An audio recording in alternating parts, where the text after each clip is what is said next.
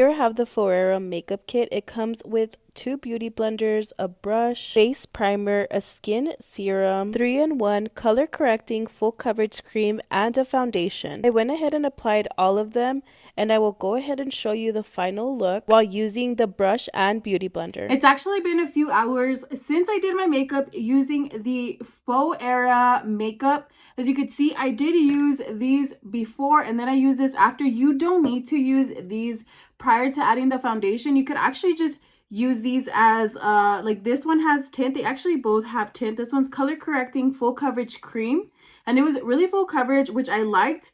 And then this one is a skin serum. So this one was a little bit more lighter weight. But again, if you don't want to use a lot of makeup or if you don't want to use any foundation, then I would highly recommend these two, especially this one if you're looking for a little more of a full coverage side. This one was a lot lightweight, but it still had tint. So very, very nice. And then I did use all three just because I wanted to test them out and see. As you can see, I did finish my full face of makeup, but I did also top it off with the PHOERA foundation.